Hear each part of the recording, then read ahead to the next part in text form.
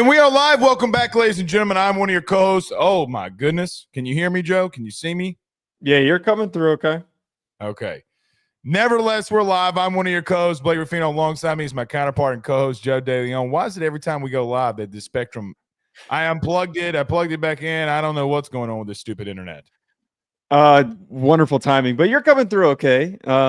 Hopefully you don't disappear when we start arguing later on in the show, when we start talking about the College Sports Commission again. I'm shocked by how much steam this thing is picking up over the past couple of days. It kind of makes me think by like Friday, when we're not paying attention and we're not ready, something big is going to break. Maybe the hiring of who the CEO is. Oh, maybe remember, the they can't do that. Well, they can't do that until the House settlement case is over. So that's got to be completed first.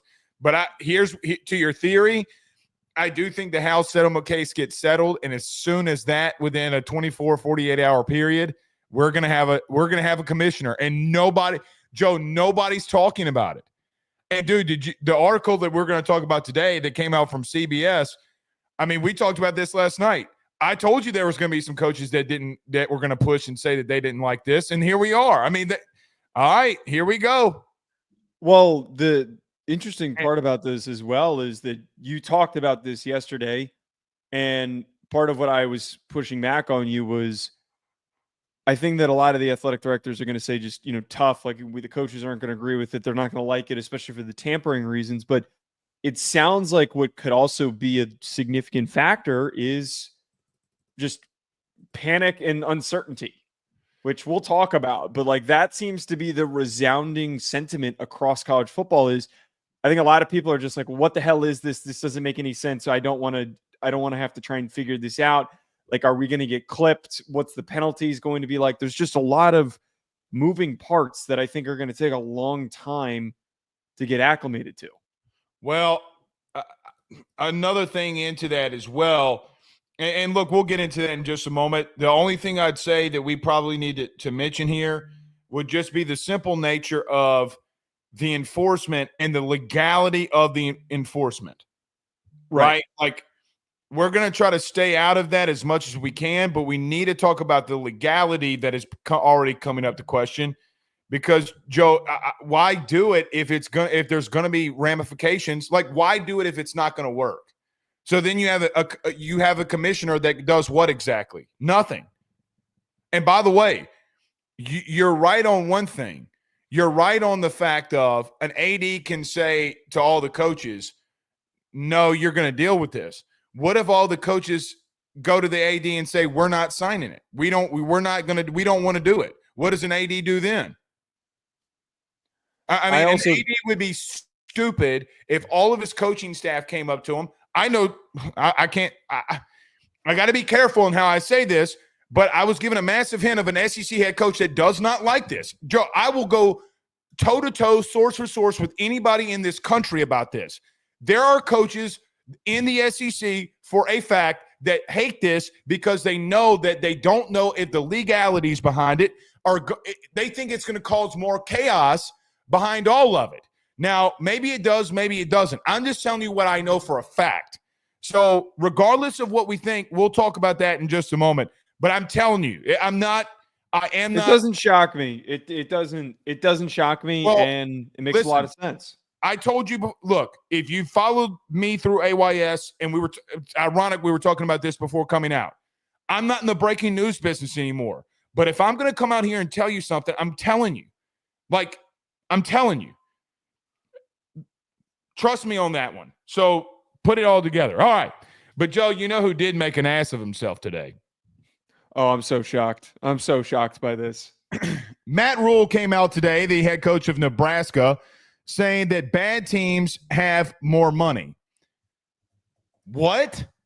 So in case you missed what he's saying here, he's been asked during the entire offseason, Joe, about NIL, the portal. You know, he's going on with CBS multiple times. He's done multiple sit-down reports with the reporters and journalists that are very respected.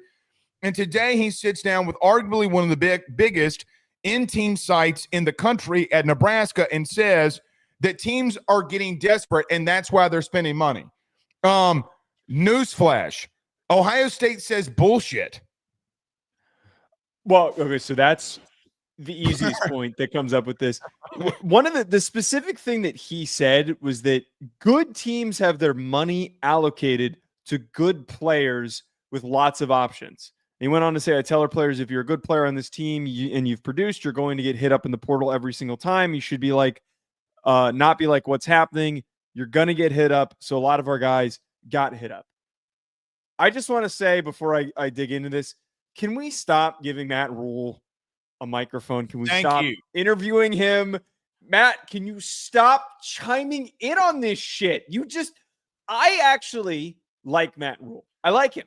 I think that he is a good head coach. I don't root for Nebraska, but I like Dylan Raiola. I have high hopes for this Nebraska program and what they can accomplish. But he keeps saying things, and this isn't the only thing that he said, Blake. He keeps saying things that just make me hate him. And as you just mentioned there, what he says isn't wrong. Yeah, if you have money allocated to certain players, you have less money to spend on other players to bring them in. That's kind of true. But Ohio State is able to make room when they need to.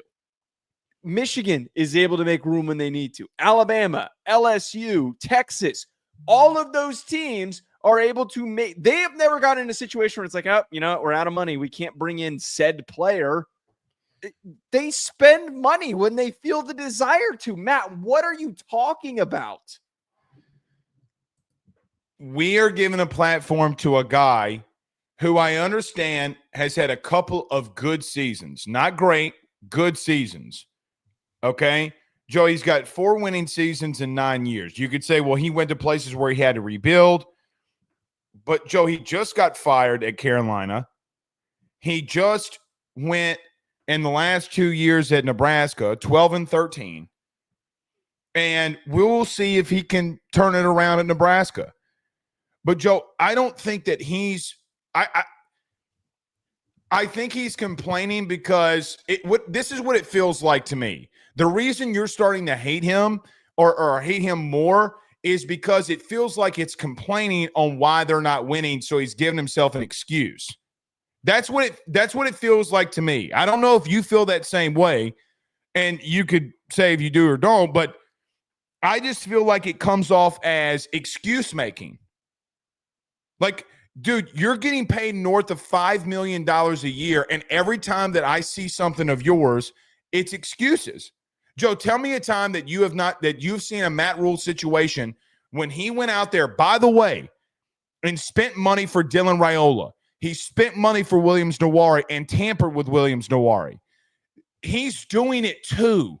And every time we come in here and we talk about these coaches and we talk about every single thing that they're bitching about, the only one that can pretty much stand on his laurels right now is Dabo. The only one. If Dabo Swinney was the one coming out saying, guys, listen, we had to succumb to going to the portal. We did not have a choice. We tried very hard to not be in this situation, and we couldn't do it. We couldn't do it. So we went and got a couple of players from the portal. It's not how Clemson's going to run. I hate it. Dabo was the only head coach that I remember standing on it and then living by the action. The only one, Joe. So a coach that's 12-13 in college the last 2 years, I don't want to hear from because it sounds like excuse making. It absolutely is excuse making. It's framed like he's trying to justify, well, if somebody leaves, it's because they're going to a bad team that's desperate. It also is kind of weird framing too, to like talk about your guys and say, well, if you're getting hit up in the transfer portal, it's because that team is in a bad spot and they really badly need you. It's kind of a backhanded compliment that he's dealing to his guys when he brought up how a lot of them were hit up. It's just nonsensical. It's bad logic. And I agree with you. The excuse making, there is always an excuse tied to one of these beliefs, one of these thoughts on how the sport should change. He is almost, in a way, like the anti-spokesperson for college football. I would actually go as far as to argue, Blake, if we need an idea of a barometer for what is the best possible way to handle something, listen to what Matt Rhule says and then go in the opposite direction. go in the complete opposite direction. Like seriously, this happens with everything. And we're going to talk about his college football playoff comments that he had in a bit, and it's in the same vein. But why are you framing it like this? It feels like it is some sort of a desire to create, again, another excuse for why your team is not performing as well as it can. And I also feel like it's a claim to, like, maybe he thinks they've been outbid for players. Maybe that is another reason why he's saying it like this. Coaches that have money, he wouldn't be bitching if he had the level of money that Ohio State did. No. Well, and Nebraska has money. They do have money. I mean, the article that he went on, Joe, we broke down numbers. I mean, he's talking to a millionaire. He's talking to a multi-million-dollar business on one site. Yes. So yes. I just don't know if I completely understand the logic made by this guy. I don't. Here's the truth, too. Joe, I don't want to say it like this, but I feel like I have to. I feel like that he thinks that he's swinging a bigger stick than he actually has. It also comes off as very conceited, right? Mm-hmm. Like, you do not – who are you? Like, brother, you might be fired next year. Joe, if they go 6-7 again, then what? I mean – he's done. He's if for they sure go 7-6 again, what are we going to do? He's for sure done. I don't know if he'll be done, but he sure as hell might be on the hot seat. Like, at some point, he's got to look himself in the mirror. Joe, I mean, listen, I hear coaches complain, but I saw Brian Kelly go out there and challenge a fan base in a booster group and say, I need more money. I need more money. He was blunt with them. I mean, he said, guys, we got to go in the portal. We got to go get dudes. I mean, we've literally had Ryan Day tweet out Ohio State's collective website to football. And it went viral. Joe, I got like 4 million views. Yeah. Why do you think that is? He's telling you he need money. It's a part of your job, unfortunately. Man, I like Matt Rhule, to your point. I think he might be a good dude to have a beer with. He's not the guy that I want to have a conversation with when it comes to what's the best for the sport, because it sounds like the excuse making. Ultimately, again, it's the excuse making is what stands out to me. Like, it's the thing that bothers me the most. I just don't know why he chooses to be so transparent about everything. Like, why he feels the need to be this transparent about how he's communicating with his players, how he is addressing and managing NIL payment distribution, all of these things. How many other coaches in the sport do you know that do that?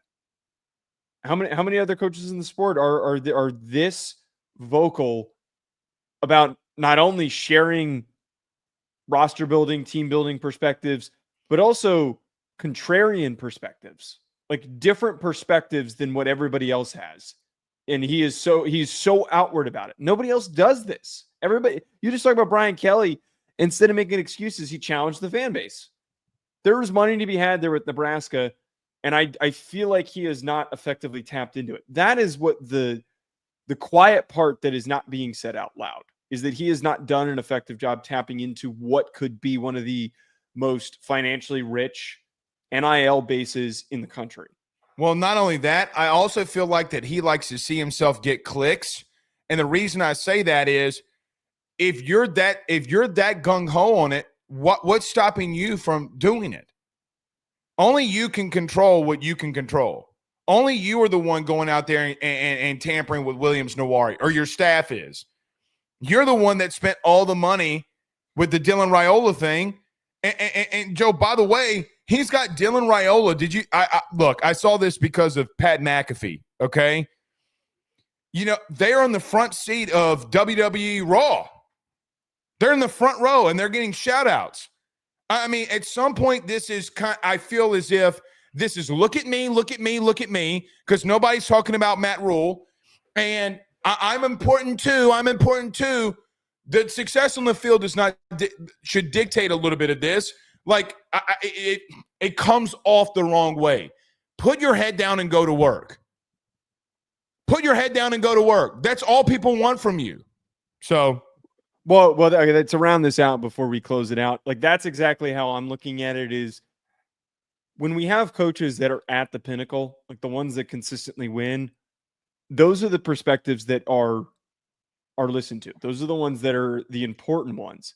Matt Rhule has made more headlines than any other coach this offseason. And that's where, like, I constantly scratch my. He made 2 headlines in 2 days. This was an article that was premiere and lined up on 3 when I sent it to you, and then you tagged me in the other one, which again we're going to get to in a second.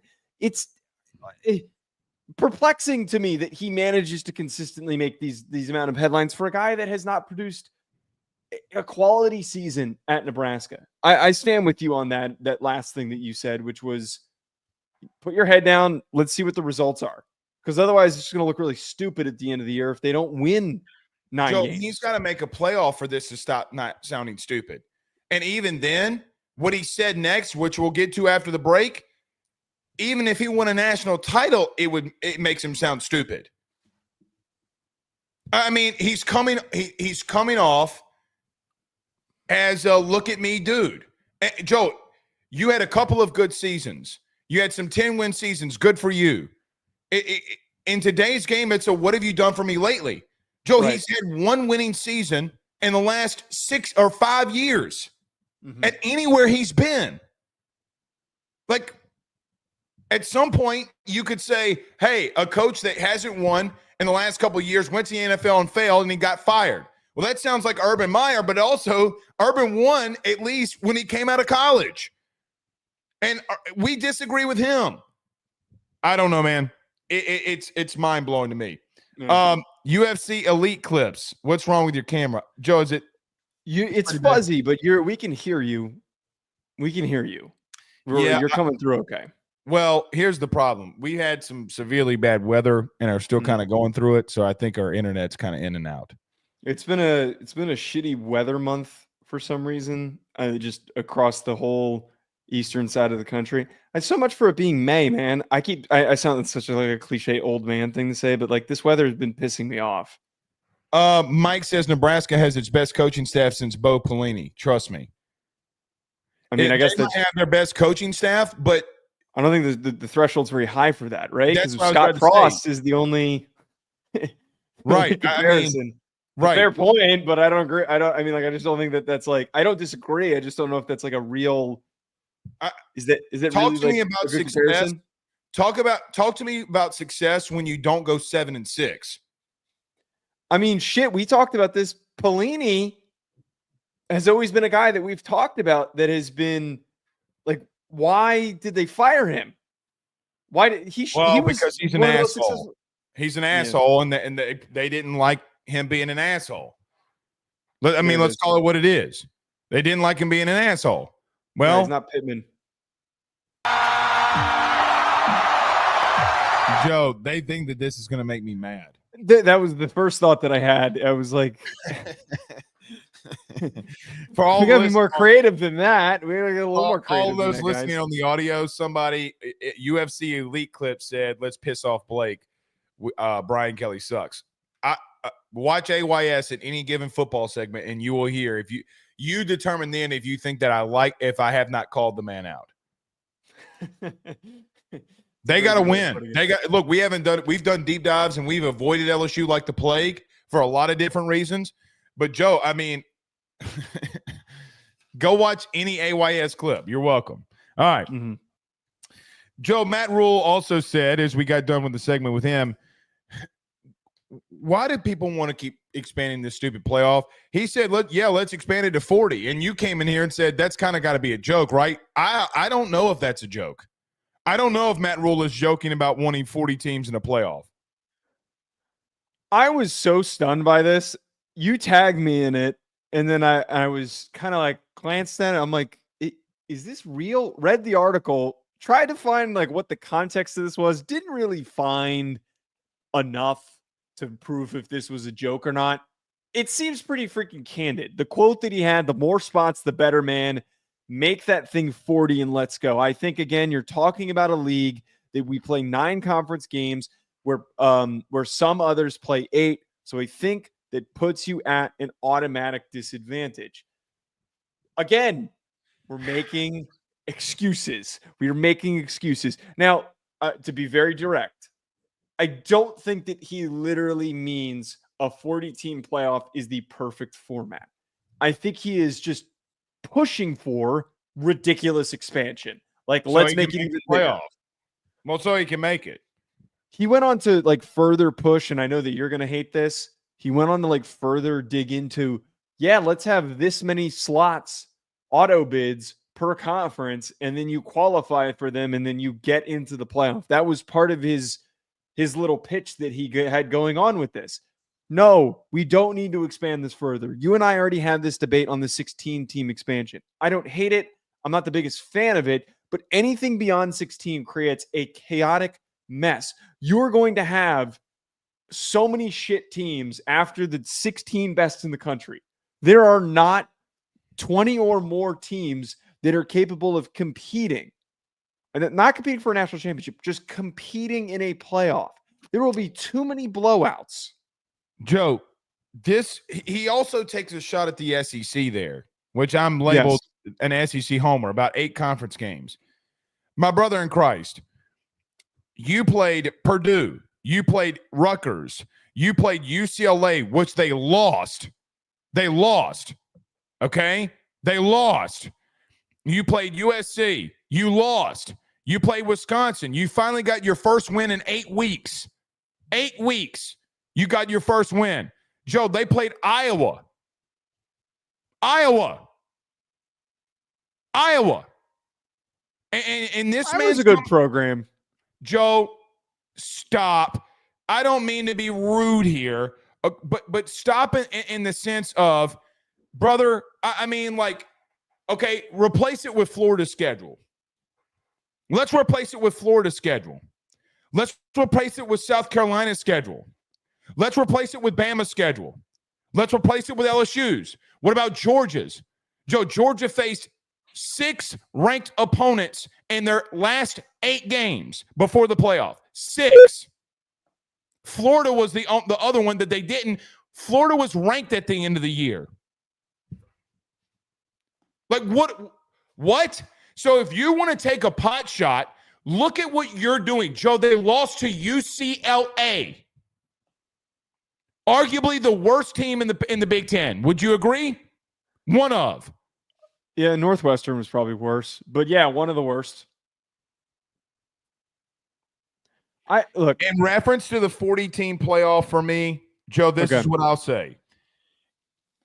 I think every time you expand, I feel as if that it denigrates the sport. It waters down the regular season. It waters it down. So 16, Joe, there's not 5 teams that can win it every year. There's only maybe 3, maybe. What are we doing here? Like, what are we legitimately doing? Joe, it feels participation trophy to me. We're just going to expand so people can say that they made the playoff. Again, I know that we already had the 16-team playoff conversation, and I don't want to rehash that because, again, I am not like 100% in favor, but I'm more in favor of a 16-team playoff than I am a 12-team in terms of actually creating the right types of matchups and compelling games that are going to be entertaining to watch and that will actually help us figure out a true national champion. Outside of that, though, to reiterate, expanding past 16 is nonsensical. And it's exactly what you said. This is the first time I will agree with the statement that you just had of it is a participation trophy. You're right. The intention behind this, I don't think that this was Matt Rhule's intention, but the reason why something like this, like a 24-team playoff, for example, a 32-team playoff, for example, could get momentum is for coaches and athletic directors trying to fill their bonuses. If you reach a playoff, you get a bonus. That's why bowl games still exist as much as they do outside of all the politicking on the Bulls side. You get a bonus for getting your team to a bowl game. There is money. You get 100 grand, 200 grand, whatever amount of money it is. These guys get paid extra money for saying they got where they did. So if the playoff expands, these guys get even more money. That is even more money than you would get if you just went to the Tax Slayer Bad Mowers Bowl or whatever the hell it's called. The main thing with this, Blake, and I always reference this when we talk getting bigger than 16 teams. The FCS does this already. They have a 2014 playoff. You and I both played FCS football. You and I both competed and got close to the playoff. You didn't play in the playoff, did you? No. My team got really close. We were 6-5 our final year, and we lost one of our last games, and we barely missed it, playing in one of the toughest conferences. I can tell you, despite us playing in one of the most competitive conferences in the CAA, most of the teams in our conference that year did not make it far. It was all JMU. And if you look across a lot of the outcomes and the scores of an expanded playoff like that, where you'd have to increase the amount of seats for the lower level conferences, you will have blowouts left and right. That is no different than Florida playing Tulane in a useless bowl game. It's no different than that. I would even argue that some teams would probably still have players opt out of those games because they wouldn't see the purpose of getting their asses kicked and risking an injury before the NFL Combine. If you had a G5 kid, or, I mean, the example of Tulane, Darian Mensah transferred before they even played against Florida. But if you've got like a really premier G5 kid who has a chance to go in the top 50 picks, why would he show up to play in the bowl in a college football playoff game if they know that they're going to lose by 30 points or more? This would not produce good value. Anything more than 16 is too many, Blake. I still think it's too many with 12. So you know my stance in reference to, like, yeah, I agree with everything, almost what you said. I mean, again, I think we can cut it down. Like I just don't like, Joe, the top 40. Think about some of the teams that weren't ranked but were just on the outside in. Think of them. Joe, in a 40-team playoff, you would have a team. Who was the number 1 seed this year, by the way? I forgot. Oregon. Yeah. You would have a team like, I don't know. I don't wait, in a 40-team playoff, yeah, like in a 40, even if you gave them I double mean, buys, regardless of what Toledo, it is. like it would be like Toledo or something like that. A team that's 9-8, 8-3, 9-4. Here's one. Realistically, Iowa State, BYU. I don't think one of those teams would be ranked that low. There would be like multiple. There'd be like four to maybe even 8 G5 spots theoretically. Like there would be that many.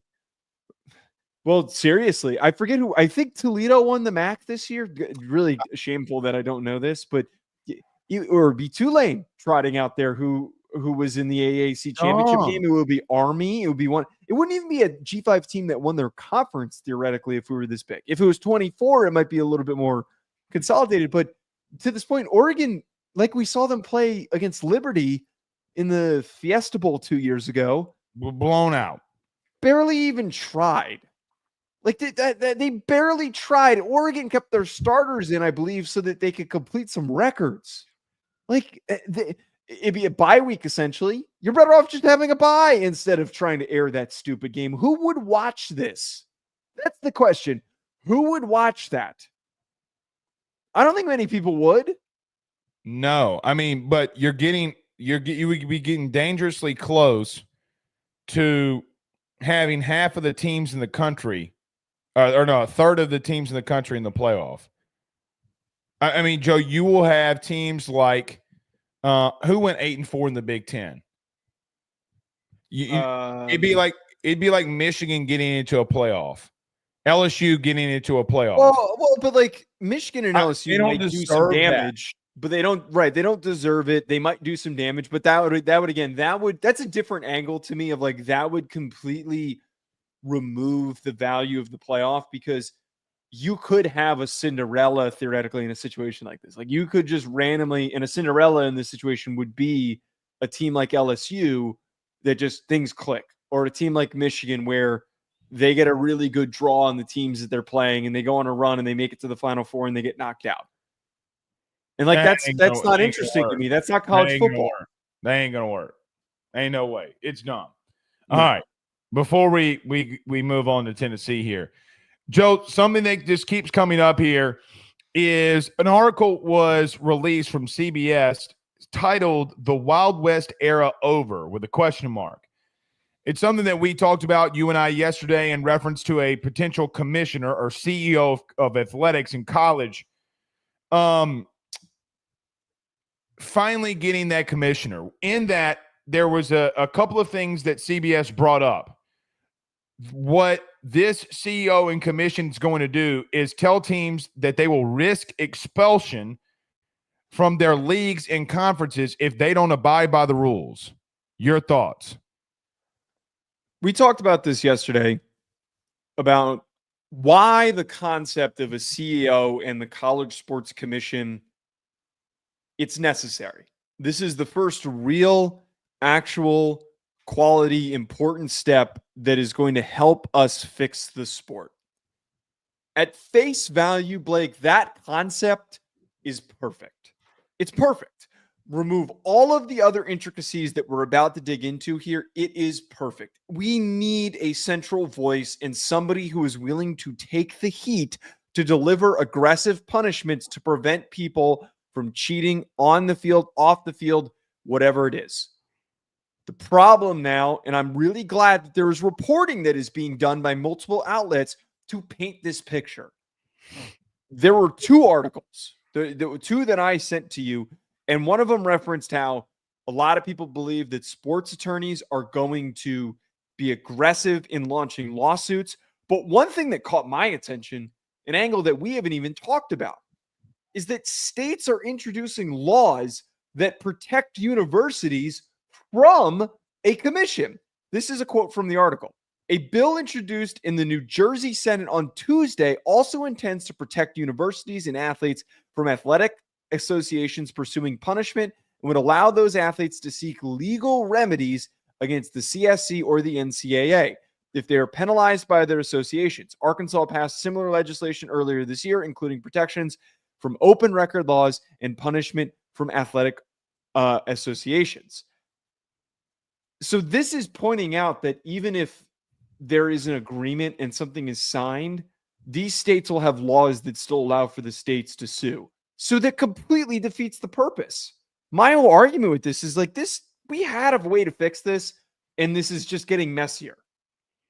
I don't know what to do. I did bring up yesterday state laws. I brought up Tennessee's, which is actually in the article. Like that was brought up here yesterday, if you remember. The Tennessee law where it's passed because of what happened with Nico, ironically. That is what essentially had happened here.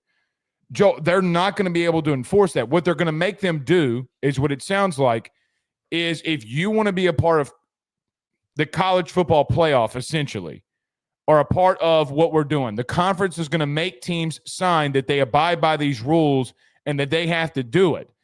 Basically, they're trying to get away with a collective bargaining agreement without a collective bargaining agreement. They're trying to lazy this thing.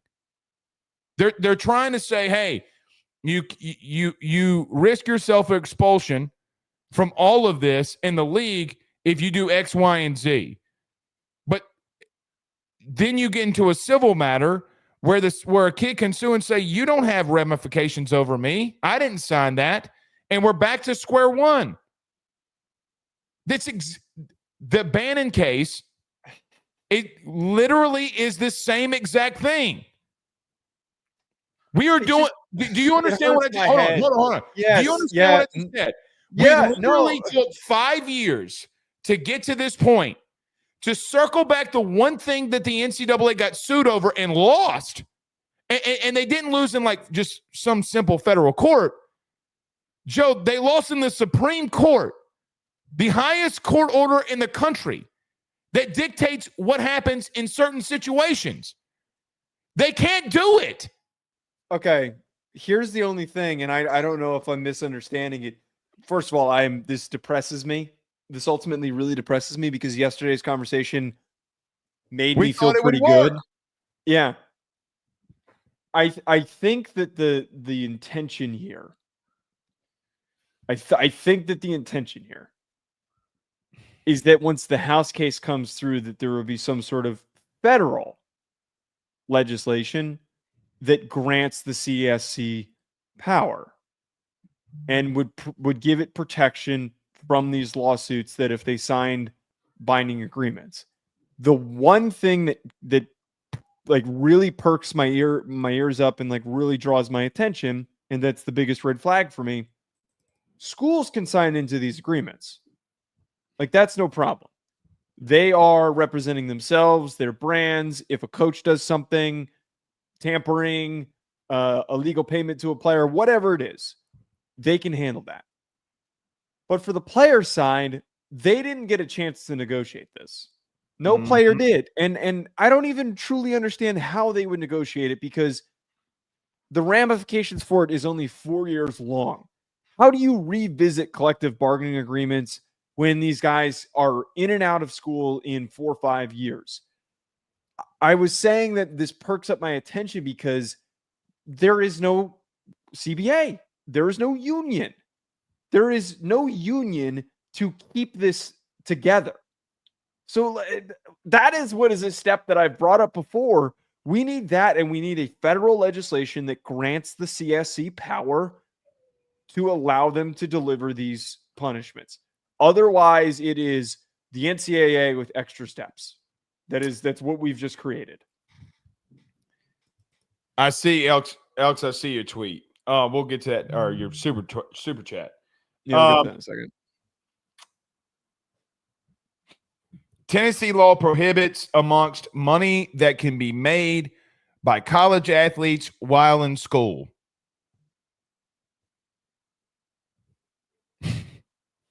You can't say it again.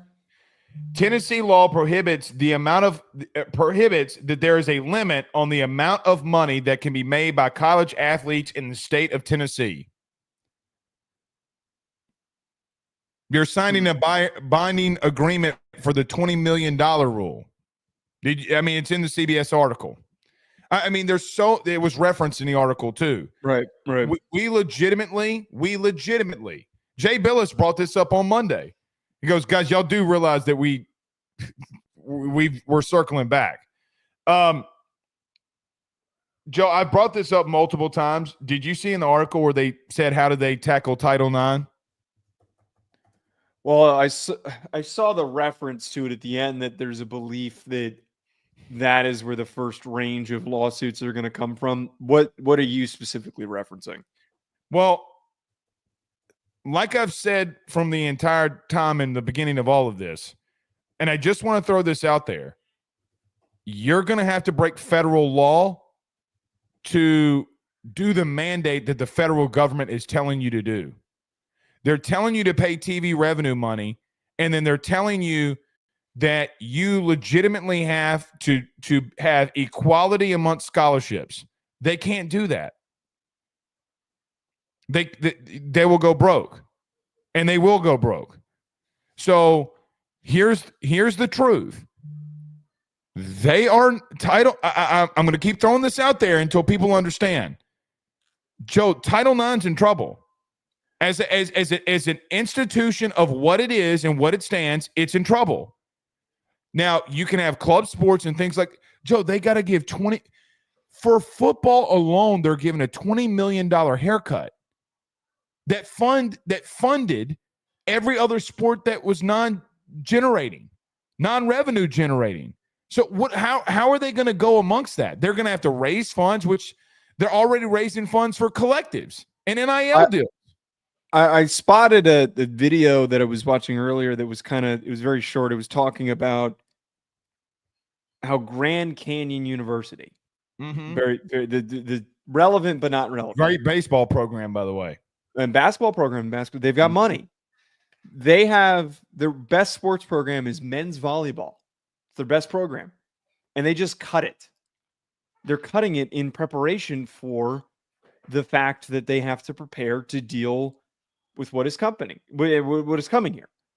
So what to you're saying, I don't think Title IX, like we're not going to lose a lot of women's sports. They're still going to try and figure out how to allocate resources.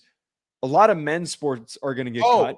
And I think it's going to probably cut equivalent women's sports that are equal to it that are just going to get moved down to club. Hold on. You have noticed I've never come in here and said women's sports getting cut. Well, they probably are going to have to. Some of them will. Yeah. Gymnastics won't. Gymnastics will not. Women's basketball will not. Well, women's basketball can be argued as a revenue generator for like most. Not for a lot of them, Joe. I mean, there's like 7. There's like 7 of 132. Well, I bet like the Iowa women's basketball team probably makes 1 year because of Caitlin Clark. They're not getting that viewership the way that they were without her. There's no way. I'm trying to think of like another really good women's basketball program. Joe, think about this. The best Stanford's women's basketball program probably makes more money than the football program. Whose? Stanford. No. Stanford wasn't even in the black. It was like South Carolina, Baylor, LSU. So Baylor's is probably equivalent to the football team then. Right. I don't know about that either. I really don't. I don't know. You go look at it for yourself. There was 4. I'll tell you this. There's 4 positive generating sports in most SEC programs. You ready? It was, and mainly of them had 3. It was football, basketball, baseball. Well, okay. So the other part with this, the women's basketball has at least TV revenue, right? Like they're at least okay. I just don't know, man. Like this all flows into the one thing. We thought we had certainty, and we thought that we had some sort of general moving. We're back at square one. We're back at square one. This sucks. This sucks. I don't envy anyone who has to figure this stuff out. I'm tired of offering solutions. When we do the 30 for 30 with ESPN, you know what the song's got to be for the overall theme of the situation, right? What? Guess Who's Back by Slim Shady. Because we're exactly back where we started. Nothing's changed. Guess what? This time when you go back to the negotiating table, guess what you have now? That's something you didn't have 5 years ago. You ready? Players are making millions now. So if one of them says, hey, Joe, it's going to happen. In the next 5 years, this is going to happen. A massive kid in college athletics is going to come out and say, bro, y'all just made $1 billion. And you literally are asking I got paid the exact money that I'm supposed to be getting paid. Hell no. It will happen. It is going to happen, whether you like it or not. And then the sports are going to start crumbling. And then you bring in big people from Saudi Arabia and they start buying this bitch up, and that thing's going to be on the CW. That is ultimately the world that I hope that we don't get to. But you're right. There is going to. I'm telling you right now, private equity is going to get into this at some point. You watch. Yes, if this goes down the slippery slope, like the worst possible outcome, it is private equity's fingers are all over this stuff, and it is going to be a monstrosity. It is going to be a complete monstrosity. Would you try to be part owner of Notre Dame? I don't think I'd have enough money. There's no shot that I would have the Braves and the Green Bay. Like Green Bay doesn't have an owner, but you could technically buy ownership in it. I don't think schools would do that. I think that it's going to be. I think that we would probably see if teams start selling shares. You would have a lot of alumni, super fans that would spend the most amount of money, and it would probably be the ownership groups that are like 10, 20 people. But those shares are going to be worth tens of millions of dollars. Right? Not per share. Not per share. I don't know, man. I mean, these are some brands that eventually would grow to be worth $1 billion.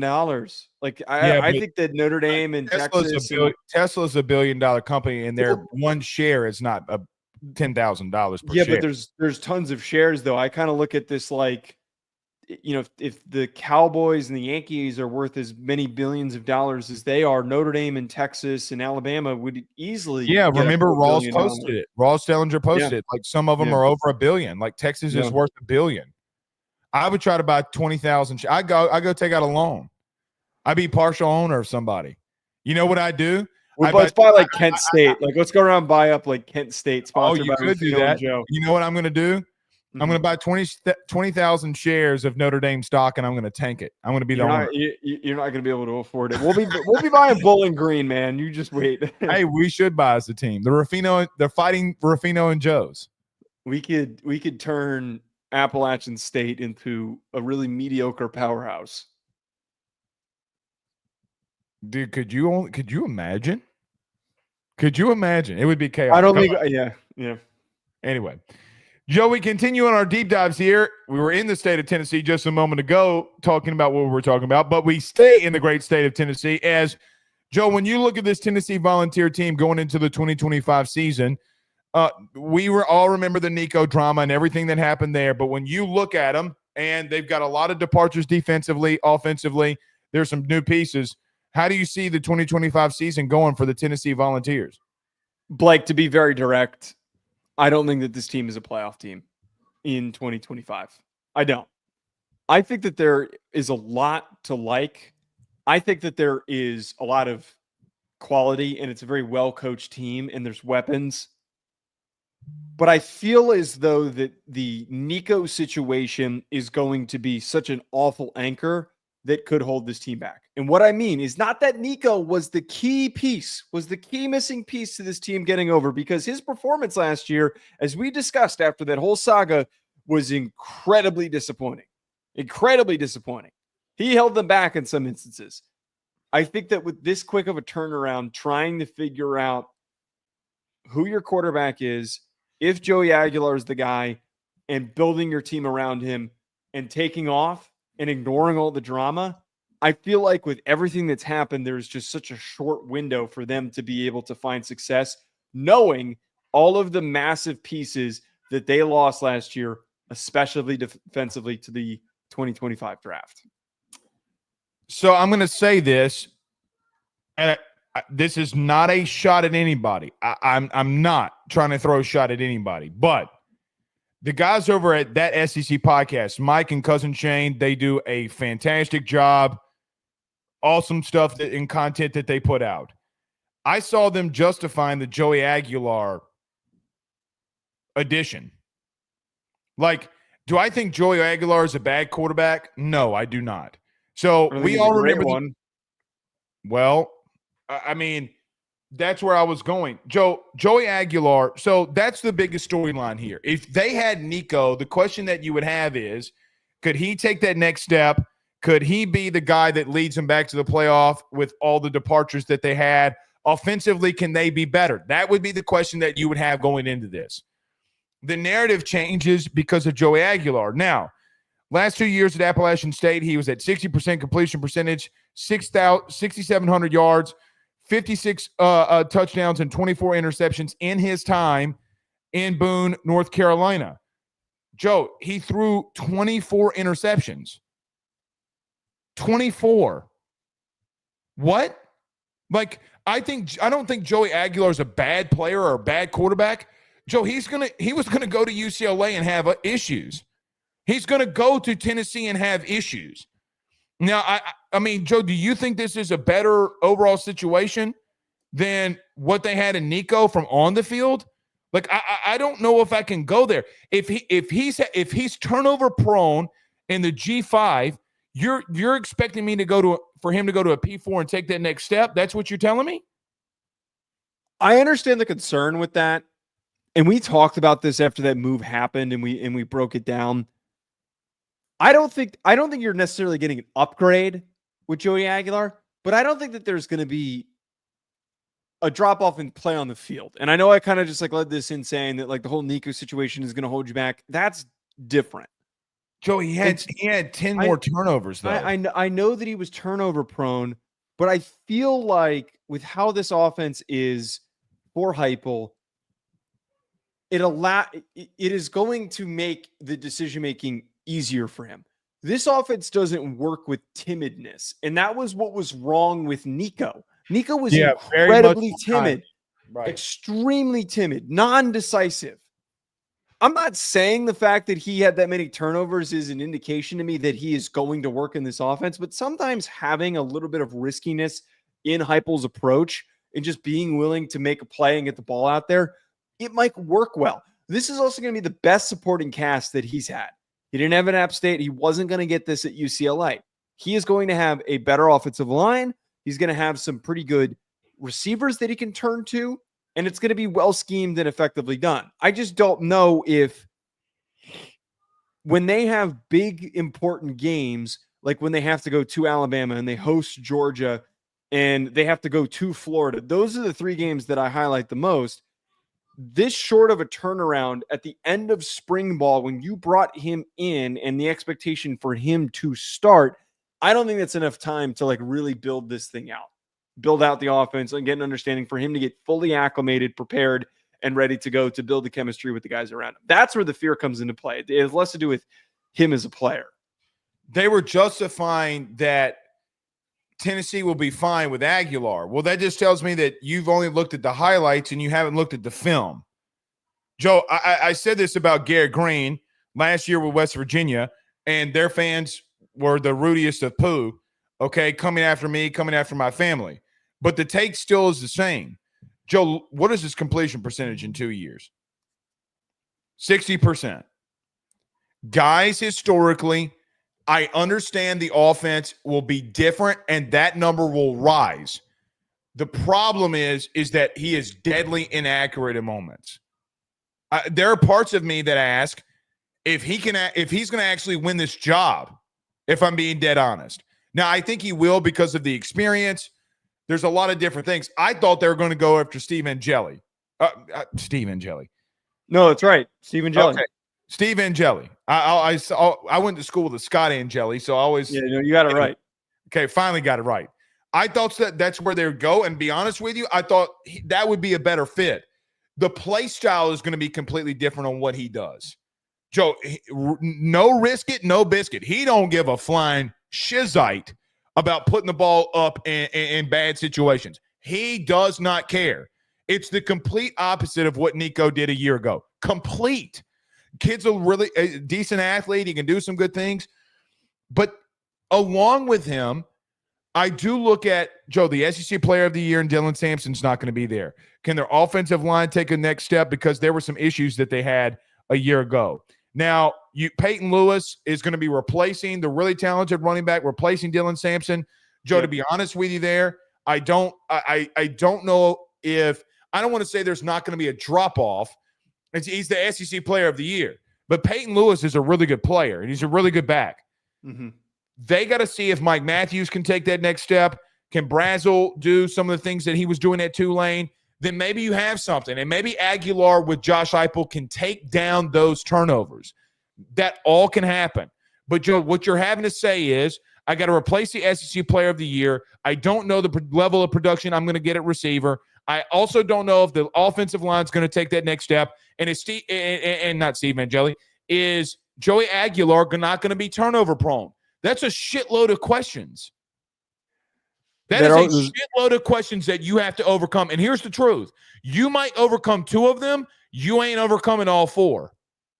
Those are a lot of questions, as you're saying. And one other one to add into this, Jermod McCoy suffered a serious injury. I believe it was an ACL during the offseason. I'm really high on Jermod McCoy. He's one of my favorite players in the country, a defensive back, incredibly gifted. I think he's got first-round potential. From my understanding, the timeline of his injury recovery is enough so that he will be back, but I don't know, like, we all know that the transition period back from a serious knee injury, even in the modern medical times that we're in, where guys get back a lot quicker. 6 months at best. So if he's back, I think it was in January. So if he's back in August, he's probably not going to get fully integrated into drills and everything until like the end of camp. How slow of a return is that for him? And besides all of that is like, what does the secondary look like if he's unavailable or he's a little slow to get going, if the recovery is behind expectation? Well, McCoy is a question mark for me too. Well, in that secondary, okay, listen, you're going up against a team that's going to come in there in week one and throw that pill around. Syracuse is going to throw that pill. Now, I know Tennessee fans because I cover SEC baseball, so I know what's about to happen with this Tennessee fan base. They're about to come after us for getting on to them. We were the two dudes that said you were going to a playoff last year because we thought that defensively in your front seven you were good enough, and I do think that they got a lot of massive pieces returning in their front seven. Okay, but you cannot tell me, and you being a Tennessee fan, and that you don't look at it logically and say, listen, Joe, I get what you just said about McCoy and the DB room and everything about that. Joe, they got a lot of pieces returning in that front seven. A lot of good ones.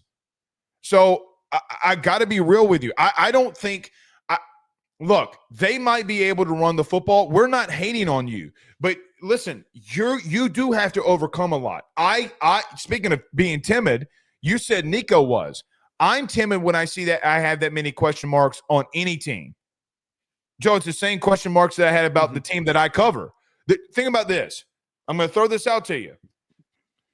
I do think LSU might have some more answers than Tennessee does, but my take about LSU going into the season was exactly the same exact thing about Tennessee.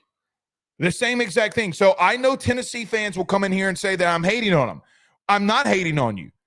Again, we were the two dudes that – Joe, we were like the only two dudes that had him in our playoff in the preseason last year because we believed in him that much.